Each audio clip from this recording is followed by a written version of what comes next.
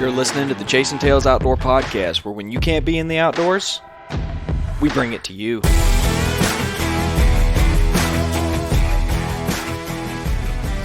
Welcome back to another episode of the Chasing Tails Outdoor Podcast. My name is Walt, his name is Chase, and each week we come to you with one simple goal, and that goal is to inspire you to get outside and hunt harder, do something you've always dreamed about doing, do something you've never attempted before, having listened to this podcast. And I thank each and every one of you for being here again this week, and I'm sorry for my absence last week, but Chase, dude, huge shout out to you for picking up my dead weight there and cranking out a really fun summer scouting video, or podcast.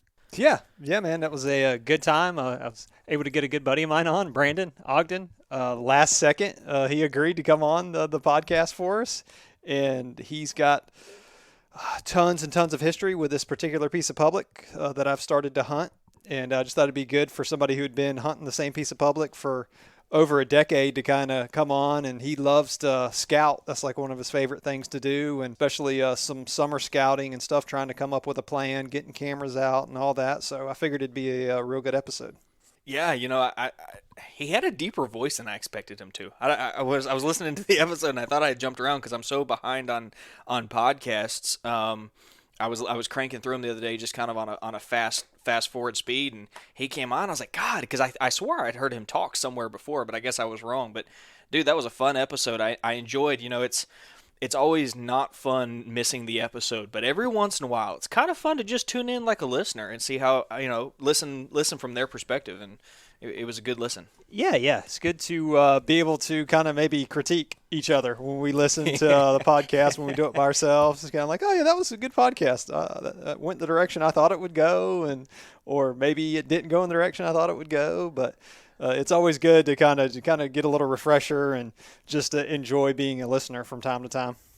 Yeah, absolutely. Yeah, no, it was a good listen, man. I'm glad that we're still on this trend of the scouting, because this is such a vital time. You know, I think it wasn't that long ago. I mean, it was in my lifetime that summer scouting, postseason scouting, really wasn't all that popular. I mean, I don't know if you feel differently, but it seemed like in my neck of the woods, you got out about, I don't know, middle of August. You started thinking deer about July, but it was still too hot. And then, you know, maybe 3 weeks before the season, you're suddenly running to put up tree stands and trail cameras and food plots and everything. And it kind of is cool that the whitetail calendar has expanded, and a lot of people, ourselves included, reap the benefits of that.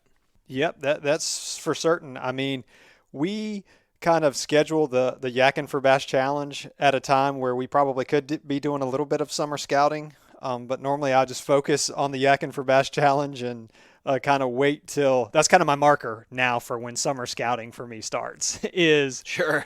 I mean, I do some spring scouting during turkey season. Obviously I will have cameras out and stuff, even turkeys, deer, constantly looking for sheds or deer sign and everything else while I'm turkey hunting. And then there's that little break right there for the Yakkin for Bass Challenge. And then as soon as the Yakkin for Bass Challenge is over, which just ended, Yep. That's when it's time for me to go, okay, Chase, it's time to buckle down. Let's see what's going on out in the woods, get some cameras out, put some boots on the ground. Oh, yeah, for sure. And, you know, to be fair, to give ourselves credit, you and I do a lot of scouting. We've talked about this on previous podcasts. We do a lot of scouting during turkey season. And so it's not like we just completely are derelict in our deer hunting duties. You know, we've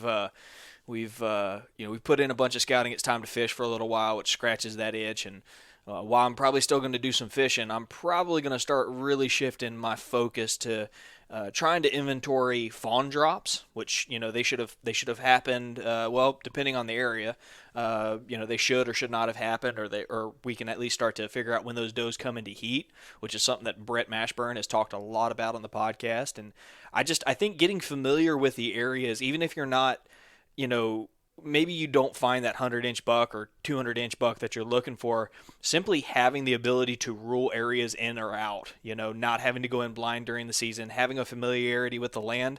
Man, I got to say that I think that is perhaps the most undervalued component of summer scouting. Yeah, I think you're pretty much hitting the nail on the head there when you're talking about just being able to rule areas out. If you can rule a bunch of areas out and kind of narrow your focus onto some areas and really break down those areas, we've kind of talked about that a little bit on the podcast as well, is finding a chunk, breaking it down, and figuring out, okay, I know there's deer here. Let's figure out what their movements are, when the rut is, and you can do all that. You can do quite a bit of that with your summer scouting by monitoring the fawn drop, seeing if those bucks are actually using that area during the summer, or do they just move in for the rut. So there's a lot you can do right now to set you up for success in the fall. Oh, absolutely, for sure. Yeah, it's invaluable, especially if you don't fish or anything like that. Getting out there and exploring new areas. I tell you, one of the things that a buddy of mine does, friend of yours as well, Andy Thompson. He rides around and he just checks to see what fields are planted in. He never leaves Yep. the AC of his truck. He just drives around and he looks for crossings in the clay soil, and he notes if there's peanuts or cotton in the field. I mean, you can do that without breaking a sweat. Yeah, yeah. I've did some of that last year, and it almost paid off for me at the beginning of the season. I just wasn't in the stand Yeah, that it did day. too. But I plan on doing that I've been doing that a little bit, just driving by some of the areas that I hunt, looking like, okay, there's watermelons over here this year, or there's peanuts or corn. So I've been taking an inventory of that as well. And there's a couple other places I need to go scout because I know they've got stuff planted. I just don't know what they are yet and need to get over there. And I plan on next week kind of buckling down and getting the cameras out, getting some fresh batteries in there, SD cards Yeah. wiped, and starting the whole process. Yep, absolutely, man. So we're going to kind of touch on that a little bit. We've got a smorgasbord, if you'll allow me to use that term here, of different things to cover today. This is kind of one of those episodes. We do them about 4 times a year, where we kind of shift gears a little bit. We kind of do a little refresher with you guys. We kind of talk about what's near and dear to us and what's coming down the pipe. And kind of what to expect from us, because we leave one season, we go into the next, and I think it's just a good thing to kind of put a cap on things. So before we do that, I just kind of want to thank a couple people who make this podcast possible. First and foremost, we talk about how the goal of this podcast is to inspire you. We mean that. Our goal with this is to bring you stories, tips, tactics, that hopefully equip you to do what you need to. But we're also building a community, and that's kind of a backbone of what we've done here with our Patreon community. We've got a Marco Polo group that is very active. If you would like to talk to people who are engineers and work on bows, who are land managers in South Florida, who can give you, all kinds of awesome information about that, the management of property. We have discussions where people in Kansas are like, hey, this is what I'm thinking about doing here, and they chime in. There's a wealth of knowledge. We are building slowly but surely a really good, quality, positive, encouraging community that I think really is going to stand the test of time and is really going to help push everybody forward. A rising tide raises all ships. And I think one of my favorite things to do is when my phone goes off and it says that, Patreon, I'm sorry, when it says, Marco Polo, Patreon, Chasing Tails Outdoors, Patreon group, I'm like, oh man, here we go. Another good dialogue, FOC, all kinds of cool stuff, man. I mean, it's an awesome group, and we've got a new Patreon member. He joined last week. I haven't seen him in the Patreon Marco Polo group, but I'm going to send him another invitation. Derek Schaaf. He's from Loxahatchee, Florida. Great to have another Florida boy sign up for Patreon. If you don't know, we do 4 giveaways a year, and depending on your tier, you get somewhere between 3 and 5 times as many entries for being a Patreon supporter. You don't have to be to be entered in the giveaway. And at his tier, he gets a hat and a sticker and a shout out on the podcast. So Derek, thank you, buddy. Your hat went in the mail as this was recording 2 days ago, and you should get it here shortly. And we're glad to have you on board.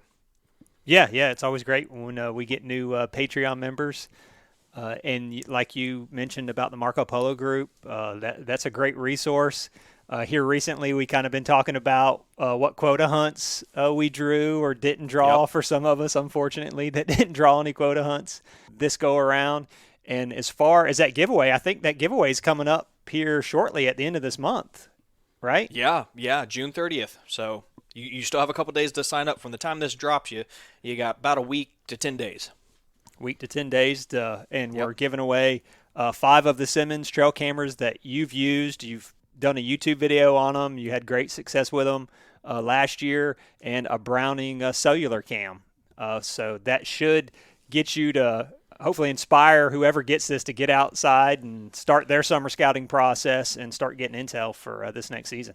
I can't thank the people who sign up month to month to support the podcast. That money goes into us doing more. We're always going to do this podcast. The money doesn't have any impact on that. Chase and I are passionate about this. We enjoy it. We enjoy connecting with you guys and bringing you stuff on a weekly or daily basis. If you're part of social media and our YouTube channel, which I invite you guys to go figure it out. But what this money does is allow us to do more. We can travel. We can buy the equipment we need to expand the podcast. We can literally just do more. So it just helps us bring you more of the content that you enjoy, and I'm just overly thankful for everybody who signs up. But in addition to Patreon, one of our sponsors this year is Spartan Forge, and I can't tell you what's coming down the pipe because I've been told to keep it on the DL, but I can tell you this: if you haven't checked out Spartan Forge yet, or if you're just now hearing about it, it is a predictive software unlike any other on the market that helps you make the decisions. Now, it's not going to tell you where to go, when to get there, what direction to be facing. Okay? It's not like that.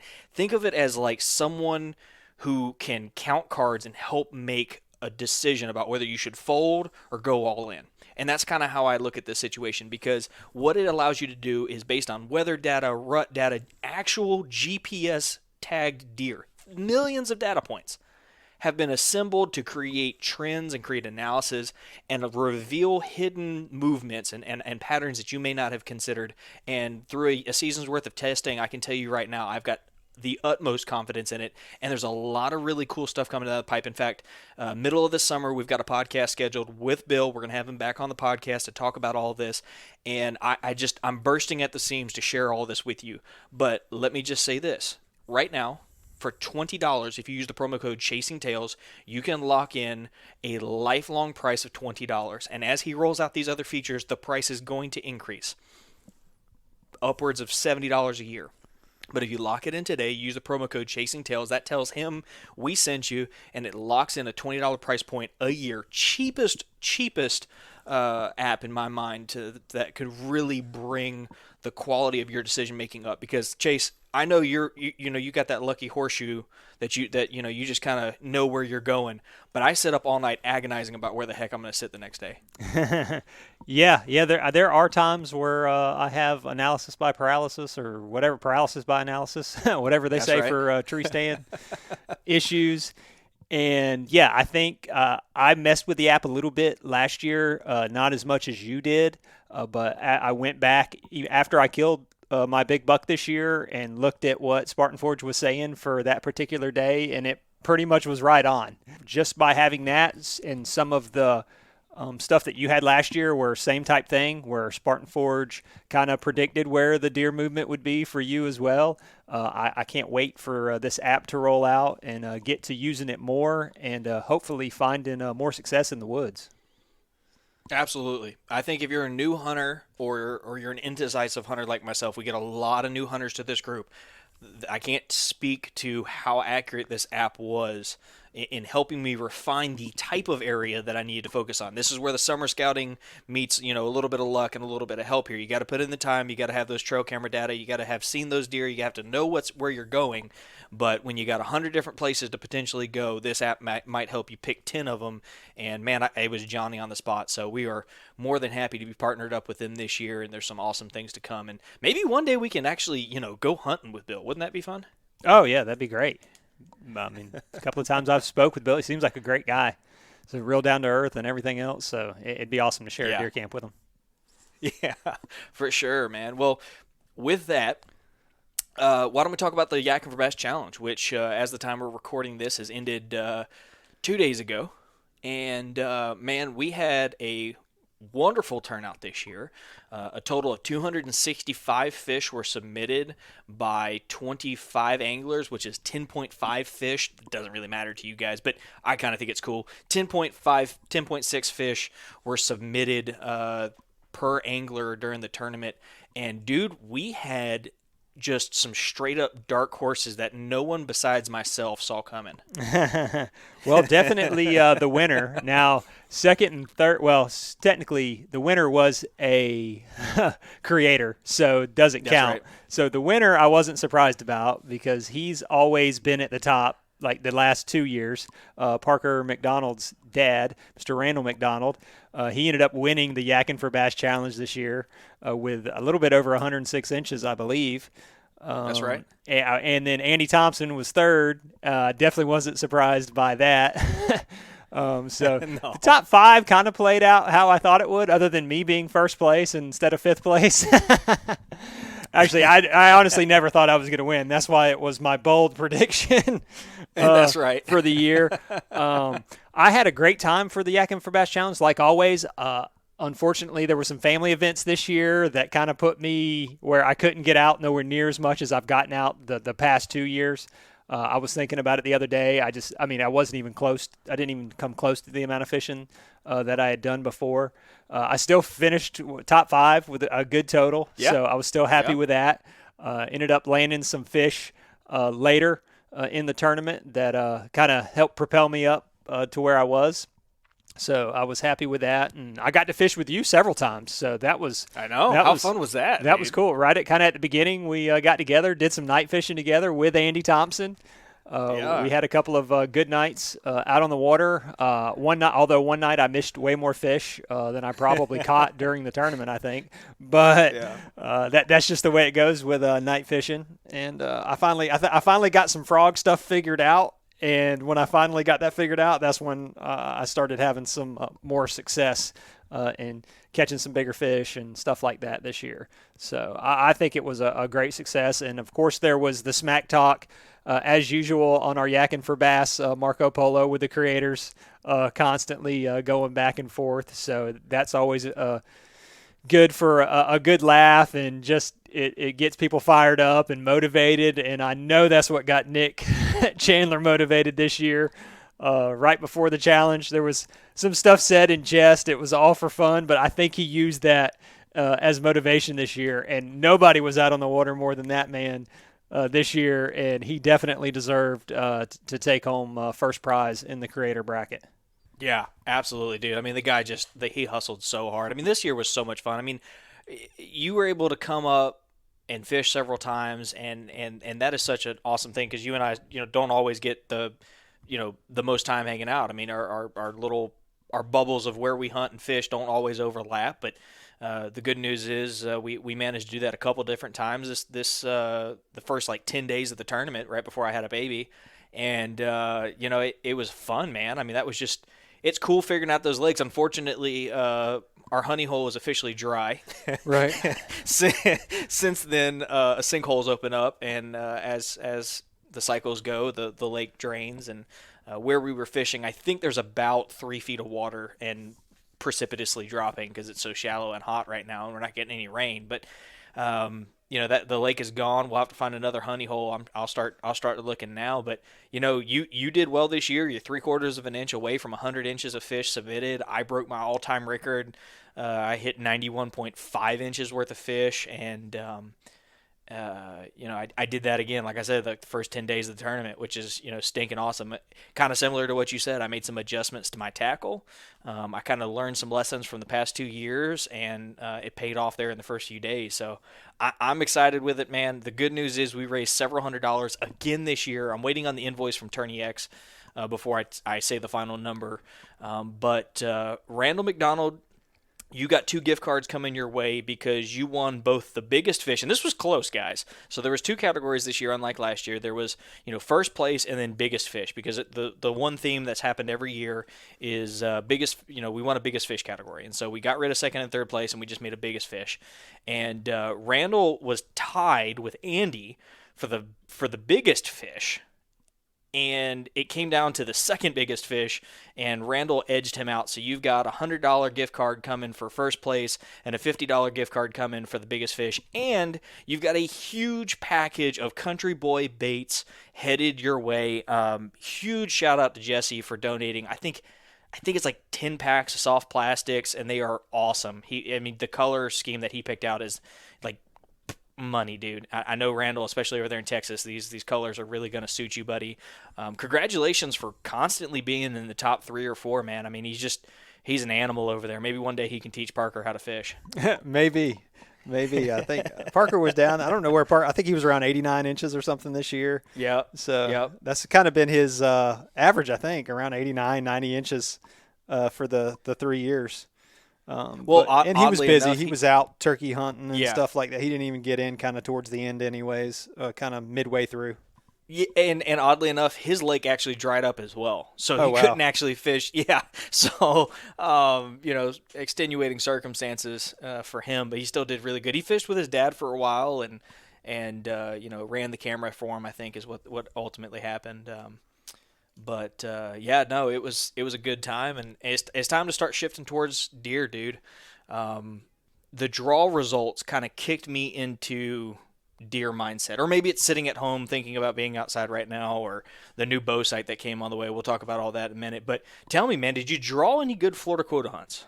No, I put all of my eggs into one quota this year, knowing I probably didn't have enough, nowhere near enough points to draw it, and was unsuccessful on the quota that I put in for. I didn't want to put in for any others.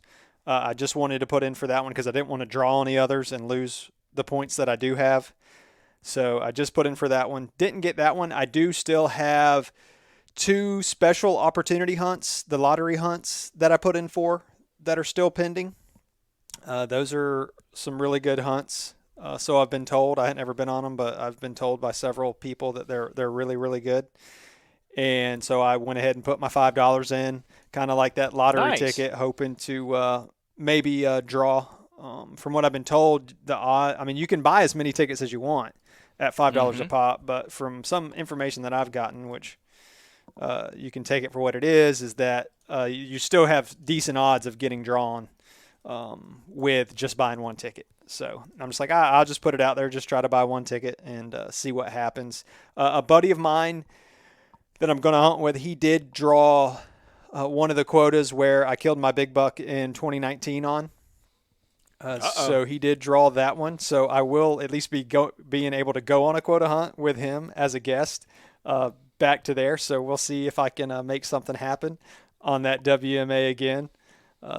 That'd be cool. Or I'd love for him to kill a big buck on this one since he's the one that drew it. But the good thing is now we know about it and we can get out there. We've got the e-bikes and we'll be able to do a lot more scouting than we have in the past. Yeah. So that's my quota story as of right now. And then it'll just be redraw, and getting denied on that 25 times during the season. Yeah. Yeah, I put in for one WMA. It's no secret. I discovered the land of fruit and honey there in Georgia, and I kind of, I put a lot of time into Georgia last year in anticipation of not being able to hunt as much this year due to having a child. My wife, God bless her soul, she keeps insisting that I need to quit saying that, and I think either either it's going to go easier for me than I think, or it's going to go harder for her, and I'm going to adjust. But either which way, I knew that I needed to have high opportunity hunts, right? I needed to know where I was going, and so I kind of invested last year into the state of Georgia's public land because the opportunities are higher. And as everybody knows who has followed this podcast for any length of time, you know that I am a huge proponent of filling the freezer first, and Georgia has very liberal either sex limits in much of the state, and in Florida they don't like you to shoot does, and so I put a lot of time into Georgia, and I stumbled on a lot of really, really tremendous hunting up there, and so I kind of backed up and said last year, hey, where is the one spot in Florida I want to stake my claim, and I found it, made it happen. And I put in for it again this year. Drew an archery hunt, which I may or may not return. I haven't decided yet because it kind of coincides with the gun opener in Georgia, I believe, if the regs come out. So I may return that one. But I did draw the muzzleloader hunt that I wanted over there as well, which is the weekend that all the big buck sign was laid, both last year and the year before in this area. So I'm pretty, like, I'm probably going to buy a new muzzleloader, CVA. If you're listening, if you want to send me one, that'd be great. um, but yeah, I'm probably going to buy a new muzzleloader and get ready for that hunt, which I could also use it for a black bear hunt up in North Georgia. But man, I might go in for some redraws if a gun hunt on that WMA pops up, but it's probably going to be Georgia or bust for me after those 2 quota hunts. Yeah, which makes a lot of sense. I mean, you had a lot of success up in Georgia last year. You're not very far from Georgia, and then you can take a lot of doughs and fill that freezer up. So I don't see any issue with that. And who knows? Maybe you'll get a redraw or something yourself, and be able to find yourself hunting Florida a little bit more. Yeah, yeah, absolutely. There are great places here. It's just a matter of, there's one a little bit northwest of here that one of our Patreon members has turned me on to. And during archery season, I had I had that really nice buck on camera. I mean, I don't know that he was Pope and Young, but I mean, he had some good mass to him, and I'm interested to get a camera out and see if he made it again this year. Maybe refine where he's going a little bit more this year, trace some of those trails a little further. That might be somewhere that I focus, but during archery season, I don't need a quota for that. And so, it's kind of a matter of, where am I going to go that produces the highest opportunity? And the good news is one of the things you're going to see is this summer at some point in time, Brett Mashburn and I are going to get together and we are going to go break down a couple pieces of public in Georgia because I want his expert opinion. It's no secret that the guy kills really big deer on public land in the deep south and terrain that's very similar to where I'm hunting. And so he put a bug in my ear one day and said, or not too long back, and said, "Hey man, if you want me to come scout with you," so we're going to do a little video on that. And the summer scouting will begin as soon as my wife is recovered from bringing a big, beautiful, healthy baby boy into this world, and then I'll be at it, man. So I'm pulling for you, man. I hope you get a couple good quotas. Yeah, we'll see. I'm not super worried about it. I've got my private parcels that I hunt. I've got another piece of public that I'm hunting that I'm still trying to figure out and get dialed in. I've got the one quota hunt I can hunt with my buddies, so I've got plenty of opportunity. I may also be making a trip out to the Midwest this year with Brett to Missouri. So I'm also looking forward to that. That'll be rut time though, so that'll only be a week span there during the first week of November or so. Probably some late season action with you. So I've already got plenty of opportunities. Oh, yeah. So sometimes I kind of think that I need all these quotas and everything else, but then you kind of like overtax yourself and you're like, okay, maybe I didn't need that this year. Yeah. Well, I mean, shameless plug going back to what I said earlier in the episode. If you heard all those plans, you hear a lot of gas, you hear a lot of travel, you hear a lot of cost to get out and do these things. And Chase, I don't know what your plans are this year, but I'm going to continue to tote the camera like I did last year. I learned learned from a lot of mistakes. Had some camera mishaps last year that we've come up with solutions for, and we're going to be bringing all that to you. So if you like the sound of all that and you wanted to support that, shameless plug, Patreon, check it out. It's a great place to help us do more. Like we're talking about, that Missouri trip's going to be a fun one for you, especially with Brett, man. Because Brett, I feel like, is like you in that you got a bad rep for being really lucky when in reality you work and hunt a lot. You work really hard and hunt a lot is what I should have said. And Brett's kind of the same way, dude. I mean, that guy just grinds, man. Like, if hard work and opportunity met, it'd be named Brett Mashburn. I mean, it has to be. Oh, yeah. No doubt. He's always out scouting. He's been sending me pictures of that he's been getting on trail camera of the fawn drop and bucks and velvet and everything already. He's already put in who knows how many hours, 60 plus, 70 plus hours of scouting since seasons ended for him.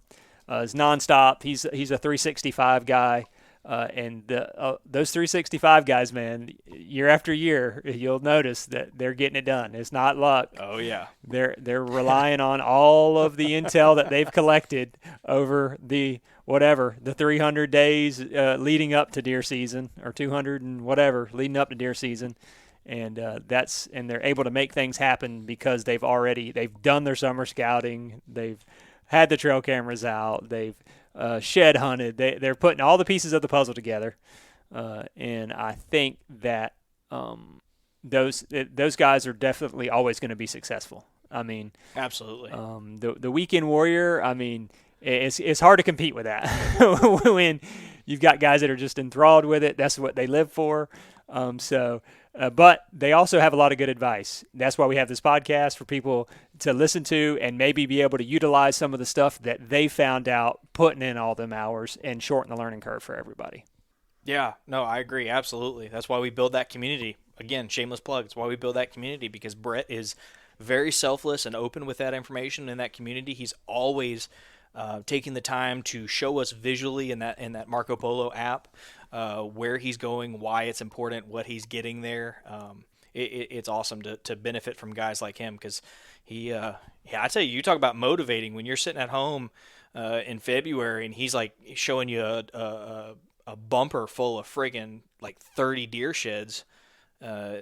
From Alabama. I mean, people in Kansas would be raving about that kind of day. And here's this guy in the low country of Alabama coming out with sheds where people go years without seeing a single one.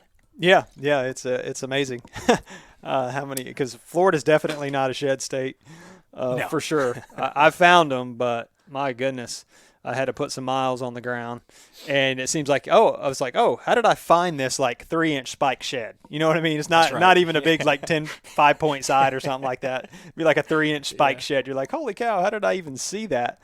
But I found a little bit of them, but I just, over the years, the amount of hours and stuff that I was putting in searching for sheds, I was just like, it's just not conducive for me down here. I don't believe. So, but No. my hat's off to him for doing it. Oh, absolutely, for sure. So this kind of part of the episode, I've got my notes here. I've got a couple different arenas we can hit. Is there anything specifically you had in your mind you wanted to touch before I maybe poke the bear on some of these topics? No, man. Let's go for it. Okay. All right, here we go. So my question for you, Chase, first and foremost, on the topic of summer scouting, what are your plans, dude? Like, what are you going to do between the months of June and August to get ready for this upcoming year? Between June and August, well, like I mentioned earlier, it's time to get trail cameras out. I'm definitely going to put trail cameras out. I've got to put some trail cameras out on this piece of public that I'm going to be hunting for the second year in a row. Didn't get to summer scout it really last year. I scouted it maybe a month before the season started. Is when I got in there, started scouting some with my buddy. So I'll be able to get in there a little bit earlier, be able to get some cameras out, get some more boots on the ground in areas that I haven't been able to get to or wasn't able to get to last year. Have the e-bikes to kind of help out with that some. Still doesn't take away all the legwork you do once you actually get to the spot. It just kind of gets you back to some of the areas a little bit quicker. So on that piece of public, that's my plan, is to kind of get familiar with the terrain. It's got swamps, it's got pine flats. I mean, it's got a good little mix, oak hammocks. It's got a good mix of everything. And I kind of want to dial in, okay, where are these deer spending a lot of time bedding? Where are the doe groups? There are a lot of does on this WMA. Maybe if I can kind of get figured out, okay, what are the does doing during the summer? See if that pattern holds. See when maybe get some fawn intel. Maybe I can tell, okay, maybe because last year when I hunted there, it seemed like there was a lot of rut activity that second and third week of October last year, which was kind of early for there from what I understand. Normally it would be kind of the tail end of October as opposed to early October. But in the area I was and some of my buddies, we all agreed that a lot of the rut activity was going on that kind of into the first week up until the third week of October in the areas that we were hunting. That's my goal there, just to learn it more. On my private areas, I've got them dialed in quite a bit, but I want to find a target buck. That's always my goal on the private areas, is to get a target buck and try to get him dialed in. I don't necessarily know that I'll have one this year. There were a couple of bucks that I know that made it at the end of the season last year. I don't remember seeing them during the summer, though. I don't know if they moved in kind of towards the late in the year or not. But if I could get them, but I did kill the big 9-point, which I think was keeping a lot of competition out of that area. So I'm hoping maybe a new buck's moved in, and hoping maybe I can catch them in velvet, catch some of the bachelor groups, continue to monitor the fawn drop in there. I'm Pretty sure they've all dropped by now, according to my calculations. It's been, what is it? It's about 7 months gestation for a doe. Yep. So I think a lot of them get bred in one of the areas, kind of November, December area. So they should all pretty much be dropped. And the other piece has got a lot of October, so I know they're dropped in there. The other areas is definitely has a ton of does. They did a lot of clear cutting in there after the season was over. So it's going to be new. It's going to be, I'm going to have to get in there and maybe I'm going to have to find some different areas to hunt. I'm probably going to it's going to be more observation hunts in there maybe for me this year. I do have some of my predominant areas, but I feel like I'm going to be setting up in observation areas quite a bit this season, unless I can get some stuff on camera early. Generally, I don't get a lot of good bucks early on camera in there, but as the rut starts to roll around, because there's so many does, big bucks start showing up in that area. So if I can get a big buck located on either one of those properties, I'll be ecstatic. Something to give me a goal, dial in. I do have the 10 point that I had at 10 yards last year, but he was on the other side of the fence, and I think that buck's going to be 7 years old this year. So we'll see what he does. I know he made it through the season, so I'm sure he'll be in the same area that he's been being in the last 3 or 4 years. So I would love to kind of get him dialed in, but I've never really had a summer pick of him, like only one summer pick of him in like 3 or 4 years. So I don't think he really summers on that property, but he definitely shows up during the season for sure. But if I could get him located during the summer, that'd be great. And then I'm going to be doing scouting. I'm going to be putting out some cameras and hopefully doing some scouting with my buddy for this quota hunt. Maybe get a camera or two out there, try to figure some stuff out. It's not a huge management area. I know the area I hunted. I really liked that area a couple of years ago, but there's also some other areas that I'd like to break down a little bit more and see if some of that traditional sign that was there from years before is still in those areas. I don't know if they've done any cutting or anything in there. It's always a possibility. So I definitely want to get in there early, a lot earlier than I have been on quotas in the past. Generally, they've got gates locked and everything else. And if you didn't have a bike or a horse or something like that, then you weren't going back there. So now that the e-bike's in the picture, we can get in there, do a lot more scouting before the quota gets there, and hopefully have an idea of where we're going to hunt and not even have to go in there the day before and put scent out and kind of booger the deer up some. So that's my plans between now and August. Dude, you are busy. You've got a lot on your docket, sir. But I did give you a 3-month period, so. Yeah. I mean, that's my plan. And now, is all that going to happen? Maybe some of it can be put off. Some. I mean, the quota hunt can be put off a little bit because it's not until October. So I don't necessarily have to get there. It'd be nice maybe to get there once. You know what I mean? Maybe spend 4 or 5 hours out there, and then maybe get back there in September. Those are my plans. I've kind of shifted. I used to kind of be where I wanted to kill, like, and now we have 5 tags now. Like, okay, I want to kill five big bucks. You know what I mean? Like that was my goal. I was like, I'm going to kill 5 big bucks. But really, I think like even over last year, I had a chance to kill 4, but things didn't work out for me last season. I mean, it all paid off in the end, but it definitely didn't work out in the beginning. But my mindset's kind of changing some to where I really don't. It's not that I have to kill, because some of them, like I said, they might be able to use another year, but they would still be a big buck to most people in Florida. And I think I just want to. I kind of like, maybe on the public, I won't be as focused as much, but definitely on the private areas, I've kind of gotten to where I just want to take one really good buck. If I can locate one really good buck and take that one really good buck, then I consider that a good season now. As to where in the past where I'd be like, all right, I'm bloodthirsty, gotta kill any good buck that comes out. I think my mindset's kind of changing a little bit, and I'm focusing on more, okay, I want to enjoy the process and I like the chess match and all of that stuff where if I made it to the end of the season and I didn't kill a buck on those areas, then I wouldn't be bummed out about it. Right.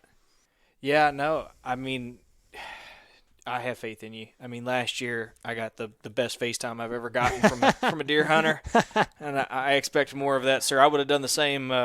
Actually, I did. I think You do the did. same. I think you did Yeah. FaceTime me when you killed your buck at post-COVID buck there. Yeah. So yeah, that's always fun, man. That was great. It was good. I mean, heck, I got to trail the deer. I'm on FaceTime with you at the same time. Yeah. Get to come up on it. So the biggest buck I'd ever killed in Florida, sitting there. So it was freaking awesome, man. That was a great experience. And we need to. How about you talk about your summer scouting? Because last year I got several comments from different people, some listeners, some people that follow the Instagram, and they're like, man, Walt is hammering it this summer. Like, he is really getting on it with his scouting last year. They were like, man, he's dialed in. So what is your summer scouting is going to change a little bit because you have the little one that you have now that you have to kind of take care of and stuff. What's your summer scouting going to look like? Well, you're right. I've got the little guy to take care of, but the benefit is I don't go back to work until September. Right. And so I've got a lot of time there. I'm kind of taking the month of June, and I'm going to focus on really getting my wife, back to where she's feeling good and getting her back in the groove of things and getting him established. But, I think I scratched the surface. Last year was a lot of speed scouting. I started in July and just, dude, I mean, you can attest to this. It was like early December before I really settled on a spot and felt like I was really honed in and I had figured out their summer to fall pattern. And so that now that I kind of have that idea of how these deer act up there, I'm going to do the same thing. I'm going to get up there probably as often, maybe more as I did last year. And I've got a fleet of 20 trail cameras, all but 3 of which are going to be deployed by the end of the summer. That's my goal. They're all going to be in transition areas or the style of transition area that I have found these deer prefer. Up there in South Georgia.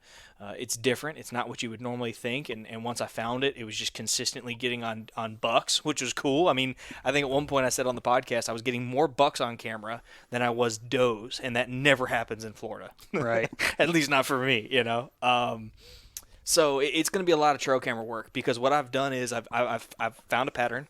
I want to try and replicate that pattern elsewhere. I want to inventory when I can, when did does start to drop their fawns because the rut is very fluid over here in this neck of the woods still, and so one block of timber may come into rut a little bit sooner than the other, and I want to be able to bounce around. But I would say I covered about 5 to 10% of the areas that I wanted to last year, and so I'm going to now that I have a kayak, which was delayed last year, and I've got a trolling motor on the way. I'm going to start trying to water access a lot of those areas that were really good, but maybe you kind of busted the area on your way to get to where you were going from the land. But if you could come in from the water, you could do it a little more quietly. I don't know if that makes sense, but Right. It's going to be a lot of that. I'm fingers crossed. I had a really good encounter. I was about 30 minutes behind what I consider a great buck. I think he probably could have gone 80 to 100 inches. I was 30 minutes behind him one day in early December because the wind wasn't quite right and it was blowing down into where I had established was a bedding area. And long story short, he came through, the wind shifted, I walked up the hill.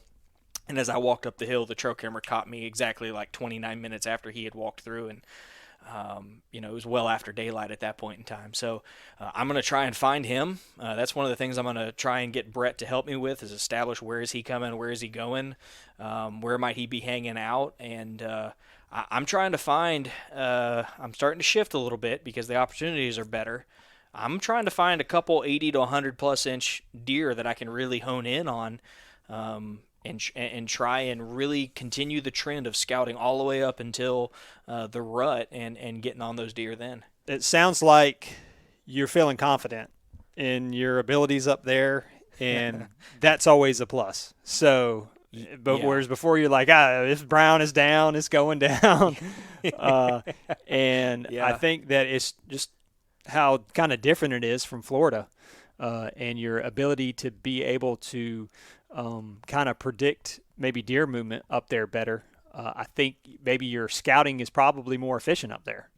Yeah, I mean, I think I've always maintained that I'm Brownets down in this area because there isn't an abundance of good opportunities for trophy deer. I mean, Right. you can only hunt. We've talked about this numerous times, and if you're a new hunter, you can only hunt what's on the landscape. Yep. And in my area, there aren't a lot of there aren't a whole lot of 8 points. There aren't a whole lot of 7 points, and so in this area, I can't. I'm selling myself short if I buy the license and I do all the work if I don't shoot what that work provided. And in Georgia, I very quickly established that the opportunity is higher. It seemed like every time I went hunting, I got a lot of deer. I mean, dude, my cell camera, the coolest thing last year, and I'm sure you got sick and tired of me talking about it and sending you photos, but it was like every day I had daylight active deer throughout the entirety of the season on my cell cameras in Georgia on public land. Right. Like, blew my mind how often that was happening. That just doesn't happen around here. And so, if I'm hunting Florida in these areas, and like that WMAD put in for, what I shot last year will get shot again this year, first and last tag, because I think that's a terrific deer. But you're right, I am starting to feel a little bit more confident. I feel like I don't feel the panic of like. Around here, it's one of those situations where it's like you might get one or two opportunities the whole year on an average deer, and you got to make the most of it. When I'm up in Georgia, it's like, dude, relax, have fun, soak up the process. The day I killed my buck, very last day, very last few minutes of daylight, I was just sitting there with a gun across my lap, enjoying the fact that I was outside for the first time in 14, 15 days. And out walks I don't know what he was, but he's a great little 7-point buck. And I was more than happy to take him. And I probably, to be honest with you, would take him with my first or last tag in Georgia again. And so that kind of like happenstance for me doesn't happen in Florida. You got to work really hard, and you might only get one opportunity, and that comes with a lot of stress for me. Right. Oh yeah. Not like gnashing of teeth stress, but it's a different ball game. That's my goal for summer. One of my questions for you is this is 'tis the season to tinker, and since I'm stuck at home, I've started tinkering in advance. I'm trying to be methodical. I recognize I had a monologue a couple weeks back about making the most with your money, doing the best you can with what you've got to offer, and so I kind of want to talk about any gear that you may be planning on changing this year. Are there any gear items that you're like, man, I really can't wait to do X? Not really. Okay. The only thing that I'm trying to figure out now is my arrow setup for my bow. Been getting that dialed in. Actually went and spent some time with Brandon Ogden's dad. We got some things figured out with my bow. Which is good. And really, once I get that dialed in, I don't see myself changing much. I'm hoping to get some tethered one sticks and kind of get those modified with some aiders. And that's going to be it. I've got my camera set up already, pretty much got everything dialed in, ready to rock and roll for the season. I don't really need to tinker with anything per se. I'm really just want to be focused on the deer this year. And I think everything that I've got now will easily get me through the season, and it'll be one less thing to kind of worry about. Yeah. Well, okay. In stark contrast to Chase Prince, I'll be changing a couple things. Really not that much. Last year, the backpack that I got, while it is doable, it is a terrible backpack for my body shape. It's too long. I'm too short. It's not adjustable. So I'm going to probably make a change there. I think I'm probably going to run with that Mystery Ranch Pop-Up 28. I use their backpacks in Colorado. It's a great buy for the money, but most importantly, it's got an adjustable yoke so that it fits my back. But one of the things I'm tinkering with now is I got a screaming deal the other day on an HHA Optimizer Ultra 3-pin. Right. It was like 10:30 at night, and I sent it to you. It looked like it was some from Podunk website, and you convinced me to order it and see if it'd come in, and it did.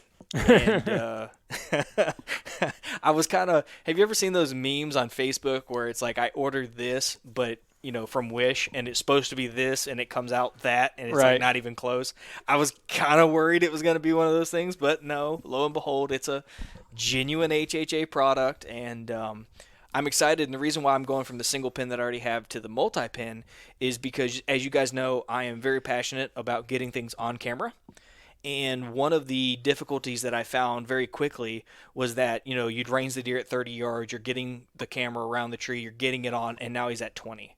Or, you go to draw and the deer bounds off. And yes, you could have woodsmanship and you can aim high and all that good stuff. But for me, I kind of wanted to have a 20, 30, and 40 yard pin, just so I could, if he's within my wheelhouse, which 40 yards is the pretty much right now the limit of my wheelhouse, I'm going to take a shot on a whitetail.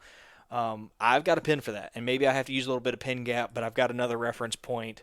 I can dial it in if I need to. If I've got the time and the deer's just feeding underneath the tree and it's 34 yards precisely, I'll just dial the dial to 34 and I'll be done with it. But I wanted just to kind of relieve a little bit of the process, the necessary steps to shoot something on camera, because dude, I adore it. Yeah. I switched to a 3-pin last year. 3-pin slider. It's a black gold sight. Kind of at the tail end of last year. Haven't shot anything with it yet, but same kind of thing where you go into a little bit heavier arrow. You're not really wanting to have to adjust every time, especially if you're going to be on the camera, maybe range finding and stuff. And in Florida, it's a different ball game sometimes. Like when you see the deer, sometimes you've got split seconds to make a decision if you're going to get a shot or not. It's not like you see him coming from a long ways most of the time. It's you hear something, you look up, oh, shoot, there's the deer. Okay, I've got to be ready and get on it. And if I can just take away like that one little step maybe of having to adjust, then might be the difference in getting a deer or not. And I'm kind of I really don't want to take long shots at deer. I know some people that doesn't really bother them. When I'm really honed in with my bow, I feel super confident. Last year I was dealing with a pinched nerve for a lot of the season, and to be honest with you, I didn't feel confident shooting past like 35 yards. You know what I mean? Like last year, it was that big of a bother for me, and it cost me $1 that we showed on YouTube, one of the YouTube videos that we did, because I knew at the angle I just wasn't going to be able to draw my bow back. I probably should have lowered the poundage last year, but I'd already did so many things to the bow anyways that I was like, I'm not going to mess with anything more at this point. But yeah, I feel you on that, and I'll be interested to see your feedback on it, because it's a really nice sight. I mean, the one that you got a stellar deal on it. And I figured it was legit because it was kind of one of those like little farm stores that where it's not really their niche to sell those things, and people probably don't look on those sites to begin with for a site. So I was like, you know what, this is probably legit, because they're probably just trying to get rid of some inventory, and people aren't normally drawn to their site for that type of thing. So I figured it would work out for you. Yeah, well, and it benefits. I'm a lefty, so they may have been sitting on that thing for a hot second. Yeah. Yeah, exactly. That always helps. Yeah, for sure. So, I mean, that's really the only things I'm changing. I'm a big proponent of doing the most you can with what you've got, obviously, and so for me, kind of, I sat back and I just kind of assessed what I needed. I'm talking about doing a bear hunt up in the mountains and doing a deer hunt up there as well with my little brother, and so I kind of need a bag that I can take some layers, take some food, but also take some meat out, and so I'm going to make that change and go with the Mystery Ranch. I'll probably have to buy a muzzle loader, but that's not some big investment. It's a right. I've got the process down and everything. So, but yeah, I'm not changing a whole lot, man. I was kind of hoping you were going to blow me out the water and be like, yeah, man, I ordered a custom Hoyt and a dozen new arrows, and the Ranch Fairy was going to put them all together for me. I mean, you know me. I mean, I could change bows tomorrow. I mean, if it just hits me and I go, you know what, I'm getting a different bow, then I could go get it. I have no plans on doing that. Doesn't mean it won't happen. Okay. That's the thing. That's the kicker. I don't have plans on doing that, but I could.